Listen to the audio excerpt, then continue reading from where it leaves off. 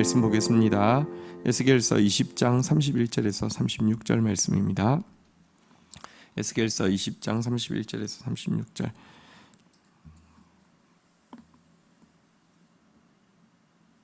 31절 먼저 읽도록 하겠습니다. 너희가 또 너희 아들을 화제로 삼아 불 가운데로 지나게 하며 오늘까지 너희 자신을 우상에게로 말미암아 더럽히느냐. 이스라엘 족속아, 너희가 내게 묻기를 내가 용납하겠느냐. 주 여호와의 말씀이니라. 내가 나의 삶을 두고 맹세하노니 너희가 내게 묻기를 내가 용납하지 아니하리라. 자, 20장의 시작은 이스라엘 장로들이 에스겔에게 미래의 일을 묻기 위해서 나왔을 때 이제 시작되었습니다. 어떻게 보면 하나님 앞에 나오고 선지자 앞에 나와서 뭔가를 묻는다는 것은 굉장히 경건해 보이고 믿음이 있어 보이고 하나님 기뻐하실 것 같지 않습니까? 하나님께서 너희가 묻는 것을 절대 허락하지 않겠다라고 말씀하시면서 그 이유에 대해서 계속 이스라엘이 처음 택함 받고 나서부터 지금까지 행한 악에 대해서 쫙 다 이제 이야기를 했던 것이죠. 이야기를 마칠 때 나왔던 장자를 불에 태워서 죽일 정도로 우상 숭배하는 너희들, 내가 너희들에게 묻기를 용납하지 않겠다라고 지금 다시 이야기하고 있습니다. 그들은 이 우상 숭배가 얼마나 가득했던지, 사실 이제 우상 숭배는 자아 숭배고요. 자아 숭배의 극치에 달리니까 심지어 자기 자식마저도 자기 이익을 위해서 이렇게 불태워서 죽이고 희생할 만큼 철저한 자아 숭배 자들이었는데요. 그 결과 하나님께서 1차, 2차 바벨론에 의한 침공으로 이들은 지금 끌려와 있는 사람들은 보통 이제 1차, 2차 침공, 특별히 2차 침공 때 온 사람들이 대부분이었는데요. 이제 이스라엘은 그럼에도 불구하고 회개하고 있지 않기 때문에 3차 침공과 완전한 멸망을 앞두고 있는데, 이때 장로들이 나왔던 이유는 자기들이 지금 포로 잡혀온 지 한 7년 됐으니까 이제 뭐 할 만큼 했으니까 이제 풀려날 때가 되지 않았겠는가라는 기대로 왔거든요. 자기의 죄가 얼마나 심각한지는 전혀 돌아보지도 않고 그 죄에 대한 회개는 전혀 없고 앞장에서 나온 대로 조상 탓만 계속 하고 있고, 또 하나님의 시간에 대해서 하나님의 선지자들을 통하여서 말씀하신 시간에 대해서는 뭐 들은 적이 없지 않을 텐데도요, 그것에 대해서는 전혀 공감하지 않고 자기들은 할 만큼 했고 지나치고 이제 느낌상 풀려날 것 같으니까 그거 확인하고 싶어서 왔던 그들에 대해서 하나님은 결코 묻는 것을 용납하지 않겠다라고 말씀하고 있습니다. 여러분, 우리가 앞에서 산당신앙을 보았는데, 산당신앙의 문제가 뭐냐고 하면, 이제 산당신앙은 하나님의 이름으로 기복주의에 빠지는 걸 산당신앙이라고 하잖아요. 산당신앙이 되면 가장 큰 문제는 자기를 돌아볼 힘은 없고요. 뭐로 가도 솔로 가면 된다고, 뭐로 가도 내 기도만 응답되어지면 되고 내 뜻만 이루어지면 된다고 하는 생각에 빠지는 것입니다.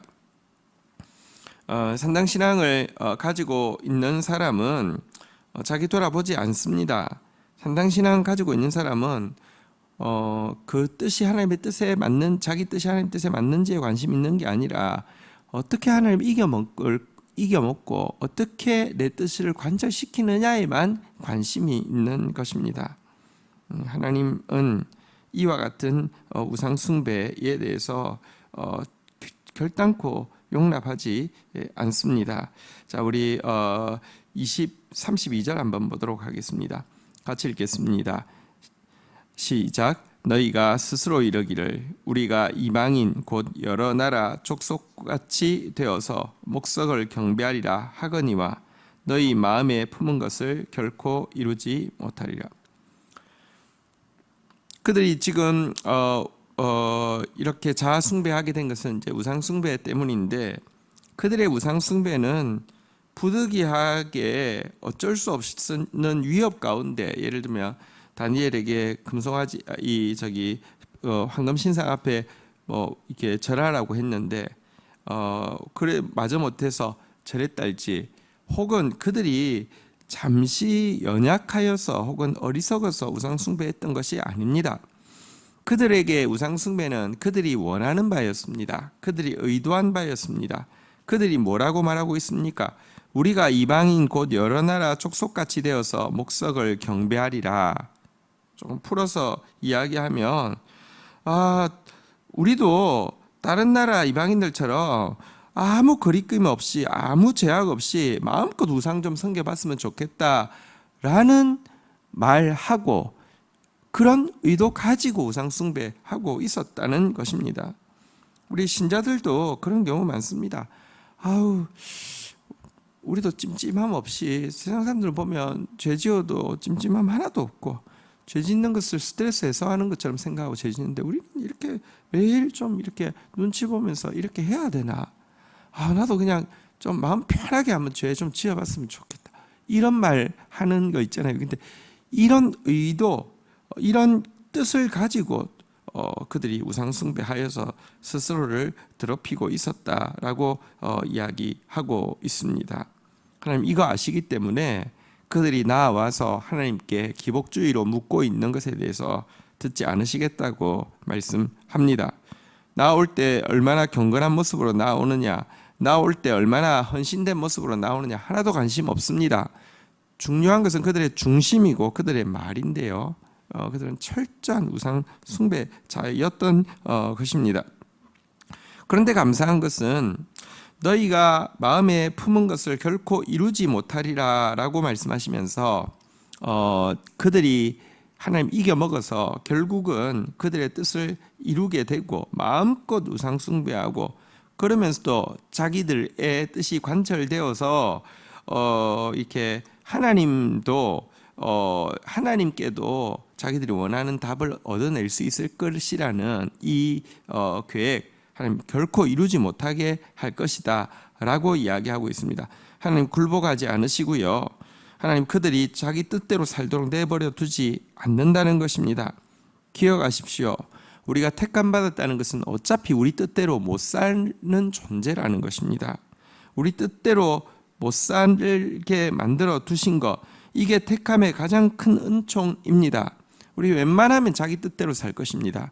근데 여러분 빨리 포기하십시오. 어차피 자기 뜻대로 못 삽니다. 하나님 절대 부르신 자를, 택하신 자를 포기하지 않고 하나님께서 간섭하십니다.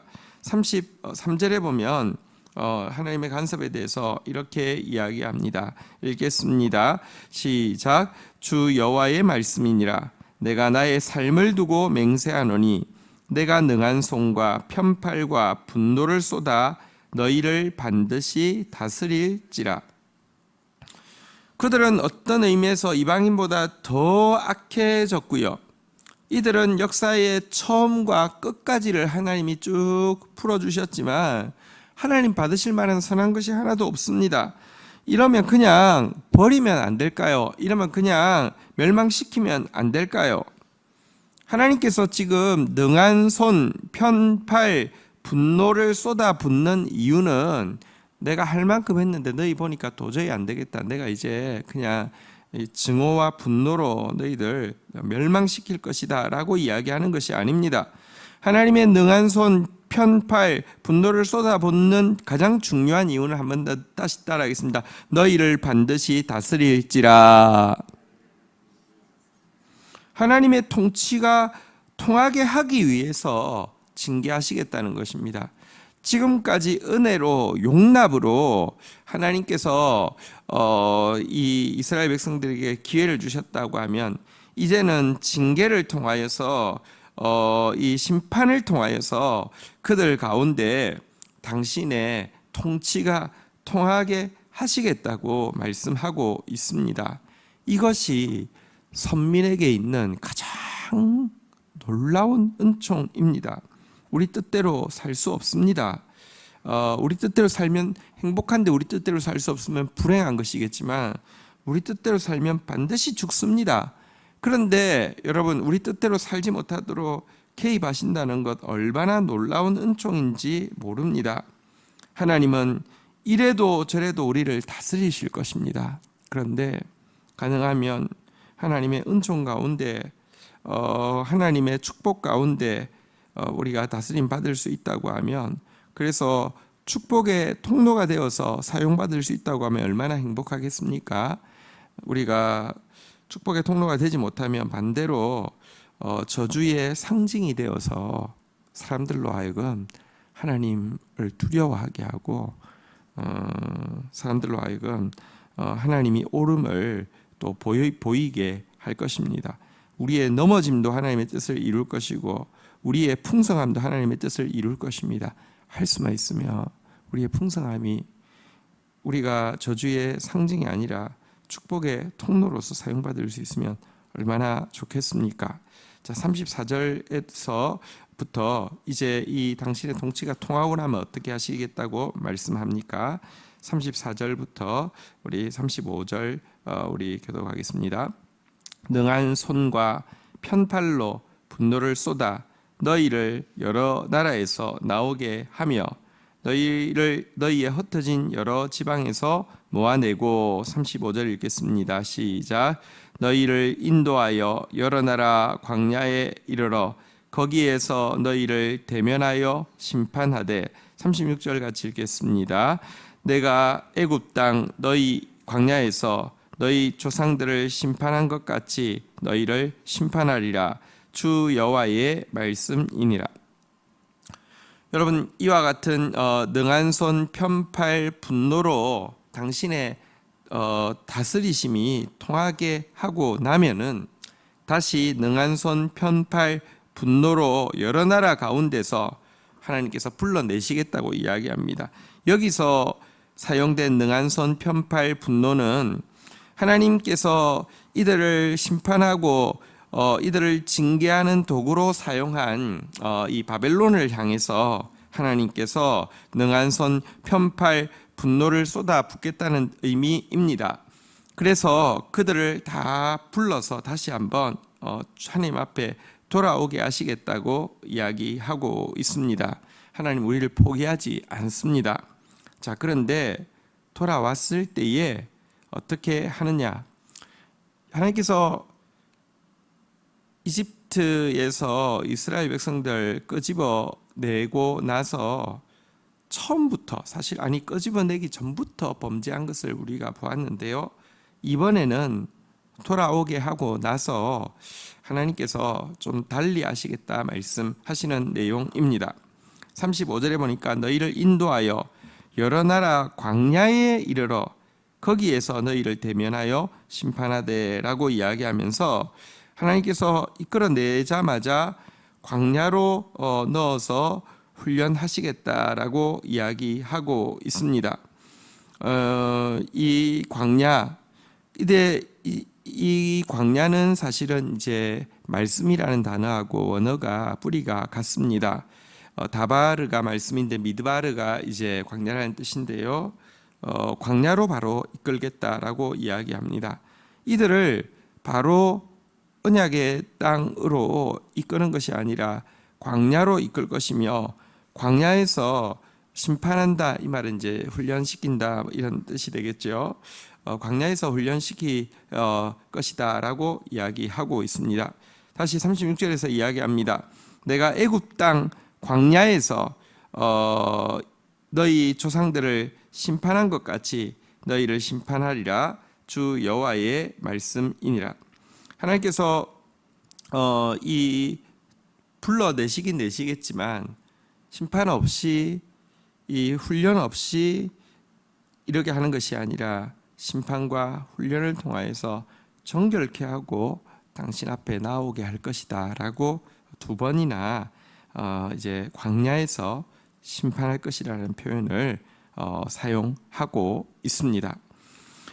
여러분, 우리가 지금 지내고 있는 시간은 하나님의 특별한 섭리 가운데서 선택하신 하나님이 우리를 포기하지 않으셔서 그 징계를 통해서라도 포기하지 않으셔서 당신의 다스림이 통하게 하신 이후에 우리를 다시 이제 불러내신 상태입니다. 그런데 우리의 현재 상태는 광야에서 심판받고 있는 상태라고 할 수 있겠습니다. 광야에서 훈련받고 있는 상태라고 할 수 있겠습니다. 여러분, 우리가 살고 있는 이 생에서 무언가 업적을 이루는 것이 하나님의 뜻이 아닙니다. 무언가 대단한 일을 할 수 있는 존재도 못 됩니다. 인간이 얼마나 이중적이고 인간이 근본부터 다 타락했으면 이번에 우리 이제 박은순 시장 사건이 잘 보여줍니다. 어떤 의미에서 인권의 대명사고 또 특별히 여성 인권에 대해서 제일 대명사로서의 일을 했습니다. 그건 뭐 사실입니다. 이렇게 많은 일들을 하셨죠. 그렇지만 자기가 컨트롤이 안 되는 게 인간입니다. 그거는 성경에서 계속 이야기하고 있는 바이죠. 우리는 죄인입니다.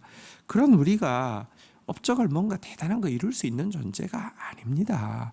솔직히 말하면 자기가 세워놓은 거 자기가 다 허물고 가고 그런 것이 인생이지 대단한 거 할 수 있는 존재가 아닙니다.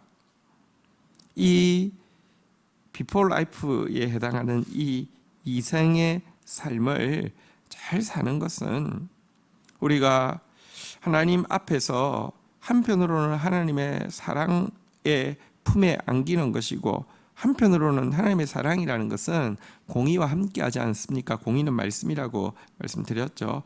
광야에서 심판받는 것과 같이 그 말씀 앞에서 계속 세워지는 훈련하는 기간입니다. 그러나 이것이 다시 한번 말씀드리지만 이스라엘의 역사를 되돌아볼 때는 처음부터 끝까지 한 번도 하나님 앞에서 바르지 않았던 그들, 처음부터 끝까지 한 번도 심판받기에 조금도 부족하지 않았던 그들에게 하나님께서 주신, 그럼에도 불구하고 다스리실 것이고 그럼에도 불구하고 다시 불러내실 것이고 그럼에도 불구하고 허락하신 은총이 광야의 심판이라는 사실을 기억하고, 오늘 우리한테는 왜 이렇게 계속 광야냐고, 우리한테는 왜 이렇게 계속 심판이라고 원망할 것이 아니라 관점을 바꿔서 보면 우리한테는 여전히 광야가 있다니, 우리한테는 여전히 심판이 있다니, 이 얼마나 놀라운 은혜인가 라고 고백할 수 있는 저와 여러분들 되기를 주의 이름으로 축원드립니다. 주신 말씀 붙잡고 우리 주님 앞에 나아가 기도하는 시간 가지도록 하겠습니다. 함께 기도하시겠습니다. 오늘 에스겔 앞에 경건한 모습을 가지고 나왔던 이 장로들의 이 질문을 결코 용납지 않으시겠다는 하나님 말씀 앞에서 우리 안에도 경건의 외모는 가지고 있지만 사실은 자아를 숭배하고 사실은 기복주의적인 마음을 가지고 있고 어떻게 해서든지 내 뜻을 관철시키려고 하지 자기를 돌아보고 회개하려는 마음이 부족한 저희를 살피게 됩니다. 하나님, 우리를 불쌍히 여겨 주옵소서. 우리 안에 품은 뜻이 마음껏 제약 없이 우상 섬기고 싶다고, 물질을, 권력을, 쾌락을 나도 마음껏 쥐고 싶다고 하는 욕망이 가득 차 있음을 하나님 앞에 오늘 철저히 회개하고 돌이키는 자 되어지게 하여 주옵소서. 그러나 놀랍게도 처음부터 끝까지 죄인인 우리의 마음에 품은 것이 결코 이루어지지 못하게 하리라고 선언하시고 너희를 반드시 다스릴 것이라고 결단하시는 하나님의 은혜로운 간섭이 있음을 인하여서 감사합니다. 우리 뜻대로 살 수 없는 특별한 은총을 허락하여 주셨사오니 일찍 주님 앞에 항복하게 하여 주시고 일찍 주의 뜻을 따라 살아가는 자 되어질 수 있도록 은혜를 더하여 주옵소서. 하나님, 버리셔도 심판하셔도 조금도 아깝지 않고 아무도 항변할 수 없음에도 불구하고 하나님, 우리를 포기하지 아니하실 뿐 아니라 아직도 우리에게 광야의 심판으로 기회를 허락하여 주시는 것을 인하여서 감사합니다. 우리에게 아직도 광야가 있음이 감사의 제목이며 우리에게 아직도 심판이 있음이 감사의 제목입니다. 감사합니다. 감사합니다. 오늘도 광야에서 주의 말씀 들리게 하여 주시고 먼저 주의 말씀의 기준 앞에서 심판받는 자 되어져서 마지막 때 주의 긍휼과 마지막 때 주의 구원에 동참하는 자 되어질 수 있도록 은혜를 더하여 주옵소서. 감사합니다. 예수 그리스도의 이름으로 기도 올립니다. 아멘.